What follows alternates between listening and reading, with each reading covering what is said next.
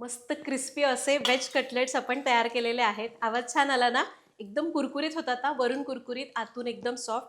संक्रांतीचं हळदी कुंकू आहे, कुठलंही हळदी कुंकू आहे, किटी पार्टी आहे, तुमच्या घरी कोणीतरी येणार आहे, बर्थडे पार्टी आहे, स्नॅक म्हणून काय करायचं आहे तर हे कटलेट्स करता येतात. आणि एकदम सोपी साधी रेसिपी शेअर करते तुमच्यासोबत. बघायची आहे तर व्हिडिओ शेवटपर्यंत बघा. आवडला तर लाईक करा आणि अशाच रेसिपीजसाठी चॅनलला सबस्क्राईब करा. नमस्कार, सरिताच्या स्वयंपाकघरात म्हणजेच आपल्या सरिताज किचनमध्ये आज आपण करणार आहोत मस्त वरून कुरकुरीत आतून सॉफ्ट व्हेज कटलेट. करायला एकदम सोपे आहेत. एकदम स्टेप बाय स्टेप सांगितली आहे रेसिपी, त्यामुळे व्हिडिओ शेवटपर्यंत बघा. एकदा बघितला की तुम्हाला समजेलच. तुम्हालाही माहिती आहे सरिताज किचन म्हणजे अचूक प्रमाणात परफेक्ट रेसिपी ज्या तुम्ही पहिल्या प्रयत्नात करू शकता. त्यामुळं व्हिडिओला लाईक नक्की करा. रेसिपीला सुरुवात करूया.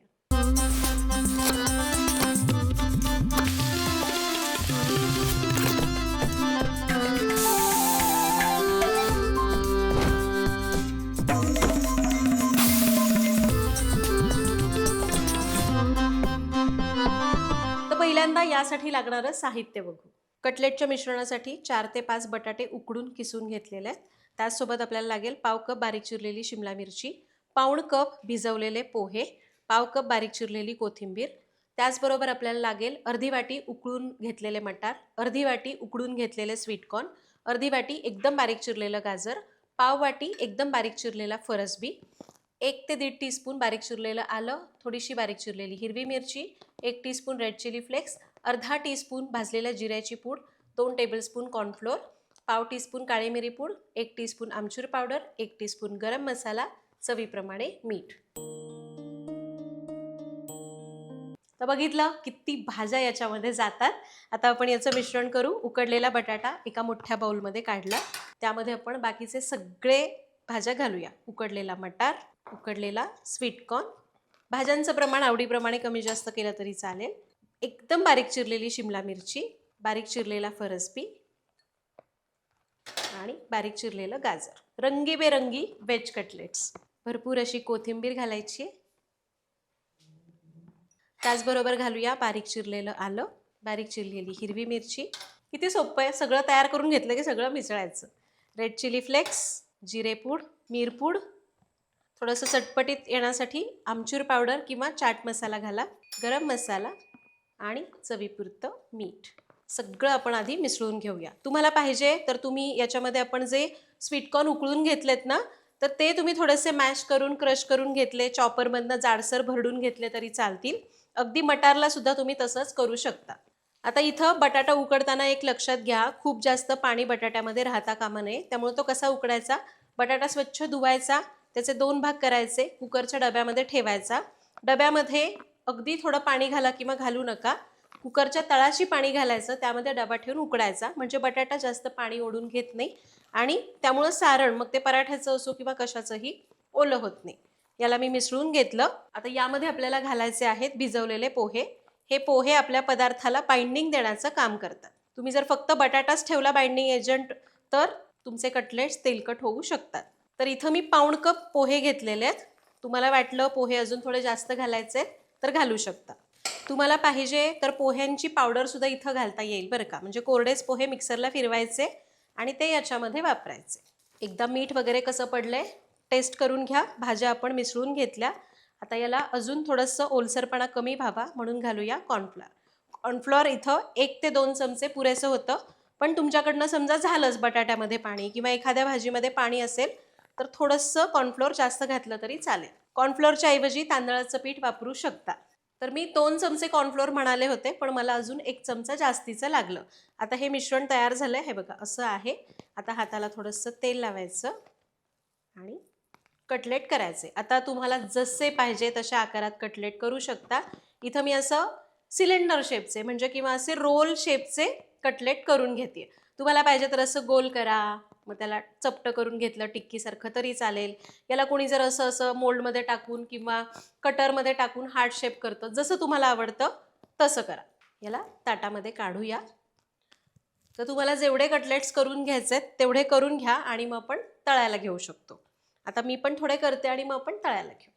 फक्त खूप जाड करू नका, असे थोडेसे बारीक ठेवायचे. साधारण 1 इंच 1.5 इंच जाडी असावी.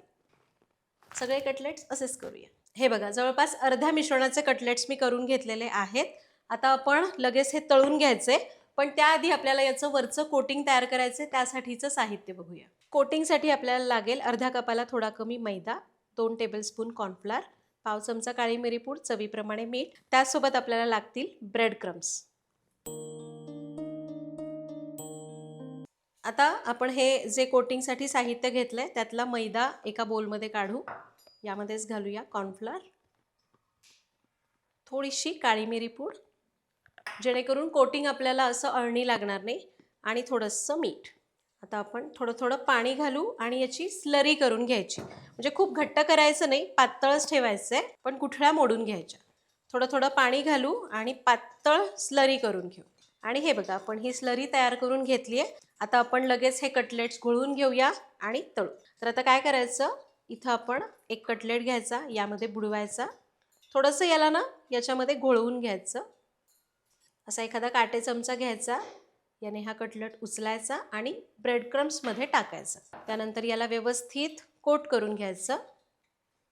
ब्रेड क्रम्स म्हणजे काय असतो, ब्रेडचा चुरा. तो कसा तयार करतात, तर आपला जो ब्रेड असतो तोच गरम केला जातो, एकदम ड्राय करतात आणि त्याला बारीक केलं जातं, म्हणजे चुरून घेतलं जातं.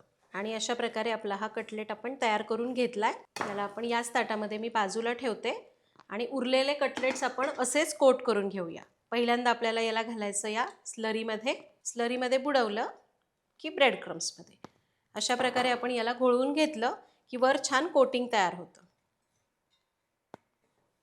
हे ब्रेड क्रम्स तुम्हाला जर बाजारात नाही मिळाले तर तुम्ही एक काम करू शकता. आपले जे ब्रेड असतात ते तव्यावर छान कुरकुरीत होईपर्यंत गरम करायचे मंद आचेवर, आणि त्यानंतर गार झाले की मिक्सरला बारीक करायचे. आणि अजून एक महत्त्वाची टीप, तुम्हाला जर हे हळदी कुंकवासाठी किंवा तुमच्याकडे किटी पार्टी आहे म्हणून जर हे करायचे असतील तर तुम्हाला एक करता येईल. इतकं सगळं आयत्यावेळी करत बसायला वेळ नसतो. तर तुम्ही काय करा, हे कटलेट्स तयार करून फ्रीजमध्ये ठेवून द्या. आयत्यावेळी स्लरीमध्ये बुडवायचे आणि तळून घ्यायचे. असंही करता येईल. अगदी जरुरी नाही आहे की करायचं आहे, खायचं आहे तेव्हाच करायला घ्या. हे करून ठेवा, फ्रीजमध्ये ठेवून द्या. सकाळी जर फ्रीजमध्ये ठेवले संध्याकाळपर्यंत तुम्ही वापरू शकता. सगळे कटलेट्स घोळू आणि मग एकत्रच तळायला घ्या. तर सगळे कटलेट्स आपण घोळून घेतलेले आहेत. आता हे तेलात जाण्यासाठी म्हणजे तळण्यासाठी तयार झालेले आहेत. तळून घेऊया. आता कटलेट्स तळण्यासाठी तेल कसं आपल्याला पाहिजे, एकदम मध्यम गरम पाहिजे. खूप कमी गरम नको, कडकडीत नको, मध्यम गरम पाहिजे. जर तुम्ही तेल कमी गरम ठेवलं तर कटलेट्सचे तेल खूप खूप ओढून घेतील, आणि जास्त गरम ठेवलं तर पटकन करपून जातील आणि आतमध्ये कच्चे राहतील. ठीक आहे, त्यामुळे तेल मध्यम तापलेलं पाहिजे. कसं ओळखायचं, तर इथं मी छोटासा गोळा घेतलाय, आपण तेलामध्ये टाकूया.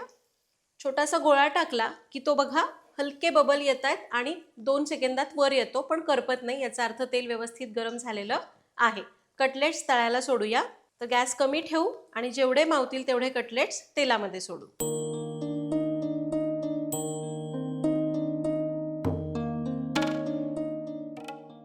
तर साधारण एक 7 ते 8 कटलेट्स मी तेलामध्ये सोडले. आता आपल्याला गॅस कमीच ठेवायचा आणि या कटलेट्सला थोडासा आकार होईपर्यंत असंच ठेवायचं, धक्का लावायचा नाही. तर साधारण 1 ते 1.5 मिनिटातच बघा कटलेट्स सेट झालेले आहेत. हे बघा, आता गॅस आपण कमीच ठेवू आणि यांना छान कुरकुरीत होईपर्यंत तळून घेऊ. साधारण 3 ते 4 मिनिट लागतात 7 ते 8 कटलेट्स तळण्यासाठी, तेही मंद आचेवर. आणि हे घ्या, 4 ते 5 मिनिटं एक बॅच तळली आणि अशा तांबूस रंगावर हे तळून झालेले आहेत. तुम्ही रंग बघू शकता. असे तांबूस तळले ना छान असे चवीला लागतात. यांना काढून घेऊया. वा, मस्त.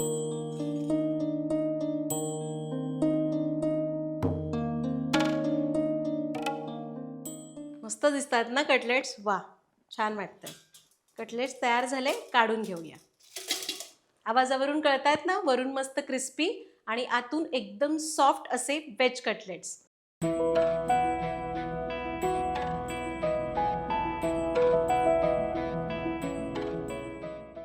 तर आपली एक बॅच तळून झाली. दुसरी बॅच मी तळायला सोडलेली आहे. दुसरी बॅच तळताना तेलाचं तापमान लक्षात घ्या. कधी कधी तेल खूप जास्त तापलेलं असेल तर ते पटकन जळू शकतात, कमी तापलेलं असेल तर तेलकट होऊ शकतात. हे कटलेट्स अगदी छान झालेले आहेत. साधारण 3 वर्षापूर्वी मी ऑलरेडी ही रेसिपी दाखवली होती, पण त्याच्यापेक्षा भारी मला आजची रेसिपी वाटते. म्हणजे हे यावेळेचे अगदी छान झालेले आहेत.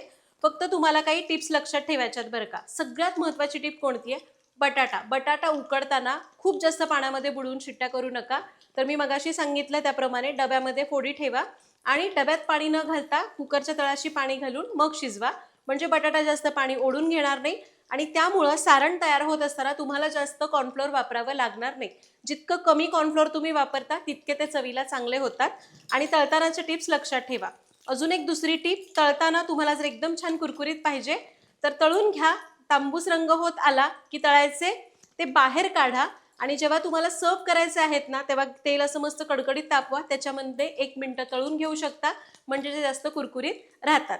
तर इथे सांगितलेल्या टिप्स वापरून तुम्ही जर हे कटलेट्स केले तर अगदी छान तयार होतील. करून बघा, कमेंटमध्ये सांगा. भेटूया पुढच्या भागात. धन्यवाद.